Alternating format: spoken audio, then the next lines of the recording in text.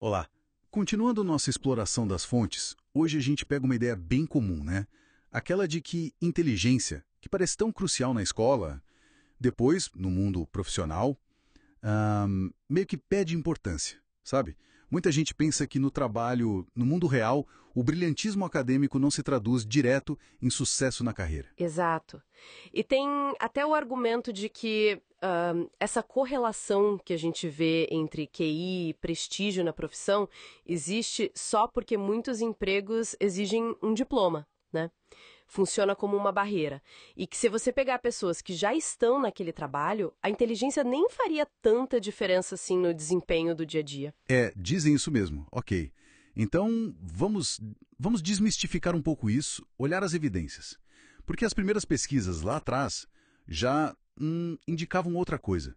Estudos como o do Terman, em 1916, já mostravam que homens desempregados tendiam a ter inteligência mais baixa. Sim. Mas o volume grande de dados mesmo veio com a Primeira Guerra Mundial, né? Com os testes Army Alpha e Army Beta. Nossa, foi um esforço gigantesco para a época. Imagina só, criar e aplicar testes de inteligência assim em massa.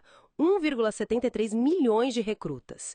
Sem computador, sem nada da tecnologia de hoje, o objetivo era claro: identificar quem, por baixa inteligência, talvez não fosse adequado para o serviço militar. E também quem tinha mais aptidão para liderança ou para tarefas mais, digamos, complexas. E os resultados foram bem reveladores, né? Mostraram que os homens com pontuações mais altas, eles eram vistos como melhores soldados pelos comandantes. Exatamente. Tinham patentes mais altas, falhavam menos no treinamento, menos problemas de disciplina, e aí que a coisa fica interessante. Começou a surgir um padrão bem claro, ligando a inteligência com a complexidade do trabalho. Sim, sim. Os dados da Primeira Guerra, e isso foi confirmado depois na Segunda Guerra e em estudos civis mais modernos também, mostraram uma espécie de hierarquia. Ocupações como engenheiro, médico, contador, tinham homens com inteligência média mais alta. Já trabalhos como operário, cocheiro, barbeiro, tinham médias mais baixas. Entendi. Mas, olha, é super importante notar, a variação dentro de cada profissão era enorme. Tinha gente muito inteligente em trabalhos ditos mais simples e vice-versa. A inteligência parece funcionar mais como um porteiro, sabe, para muitas profissões. Estabelece um nível mínimo, muitas vezes ligado à formação que o cargo exige ou às demandas cognitivas mesmo. Certo. Então, ela influencia o acesso à profissão. Mas e depois? Uma vez que a pessoa está lá dentro no cargo, a inteligência ainda se correlaciona com o desempenho no dia a dia? Essa é a pergunta-chave. E ela é exposta depois de muita pesquisa e de superar algumas inconsistências de estudos mais antigos, que às vezes usavam amostras pequenas ou tinham problemas estatísticos. A resposta é sim. As meta-análises que combinam resultados de vários estudos são bem claras. Meta-análises? Isso. Elas mostram que a correlação entre QI e desempenho no trabalho, o que a gente chama de R na estatística, é mais forte em trabalhos mais complexos, coisa de R igual a 0,58. Que é uma correlação considerada forte, né? Exatamente. Para médicos, engenheiros, cientistas. Já em trabalhos menos complexos, essa correlação cai bastante. Fica em torno de 0,23, bem mais fraca. Ou seja, quanto mais complexo o trabalho, mais a inteligência parece importar para o sucesso da pessoa naquela função. Isso. E isso tem implicações práticas, assim, enormes para os empregadores. Imagino. Contratar gente mais inteligente geralmente significa o quê? Treinamento mais rápido, mais fácil. Maior produtividade, menos erros. O QI, aliás, está lá no topo dos melhores preditores de desempenho. Compete pau a pau com amostras de trabalho, aquelas tarefas práticas, sabe? E com entrevistas bem estruturadas. Que também tem correlações altas, por volta de 0,5. Isso. E se você combina o teste de QI com outros, tipo testes de integridade, a previsão fica ainda melhor. Pode chegar a um R de 0,65. Uau! Mas o fascinante é entender por que isso acontece, né? Por que essa correlação existe? A explicação mais aceita hoje é que é uma relação indireta. Não é que a inteligência diretamente te faz produzir mais. O que acontece é, pessoas com maior capacidade cognitiva, elas aprendem mais rápido e melhor os conhecimentos e as habilidades que são necessárias para o trabalho. Ah, entendi. O conhecimento específico da função. Exato.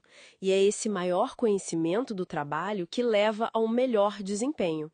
A inteligência funciona como um facilitador do aprendizado relevante para a função. Faz sentido. Mas então, fica a pergunta.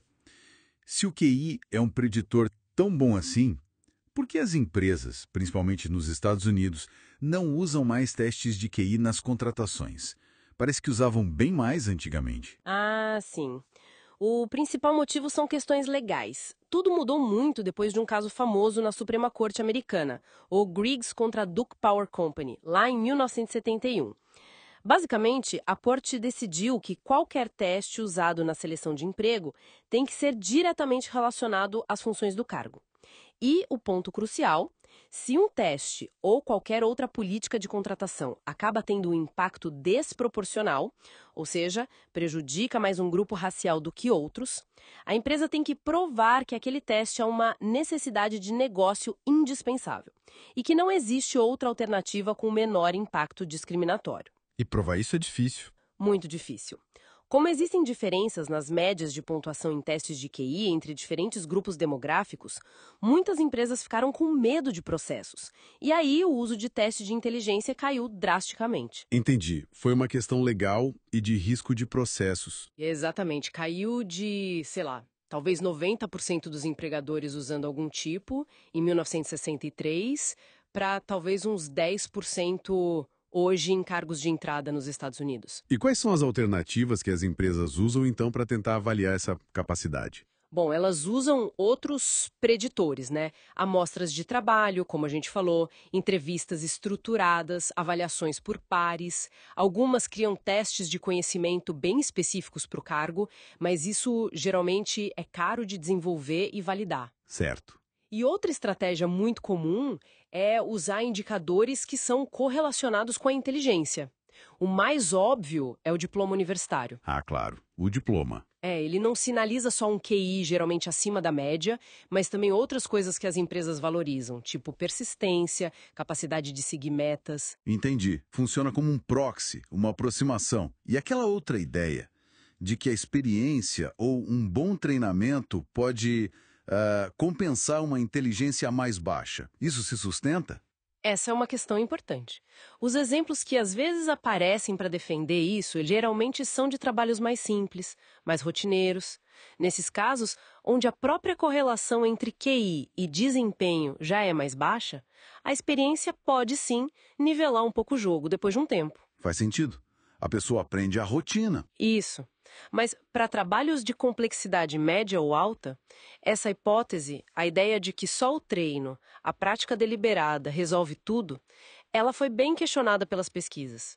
O que os dados mostram é que, embora um treinamento extra possa ajudar no começo, a longo prazo, os funcionários mais inteligentes tendem a continuar aprendendo mais, esquecem menos, adquirem mais conhecimento informal. Aquele que não está no manual, sabe? Aquele conhecimento tácito. Exato. E aí eles acabam superando os colegas menos inteligentes, mesmo que esses colegas tenham recebido mais treinamento ou tenham mais tempo de casa. Isso depois, claro, de um período inicial de adaptação de todo mundo. Entendi. Então, a inteligência continua dando uma vantagem no aprendizado contínuo. Parece que sim, especialmente em funções mais complexas. Então, para a gente resumir o que essas fontes indicam. A inteligência importa, sim, e parece que importa bastante para o sucesso profissional. Ela age como um filtro para entrar em certas carreiras e também como um bom indicador de como a pessoa vai performar, principalmente se o trabalho for intelectualmente desafiador. Exatamente. Mesmo com as barreiras legais que limitam o uso direto de testes de QI em alguns lugares, o impacto, mesmo que indireto, é inegável. E essa capacidade de aprender rápido o que o trabalho exige parece ser o elo principal nessa história toda. Fica então uma reflexão, né? Se a gente passa uma parte tão grande da vida trabalhando, será que a importância da inteligência no trabalho não é, no fim das contas, até mais significativa do que na época da escola?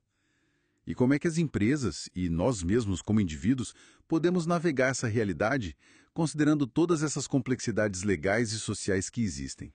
É algo para se pensar.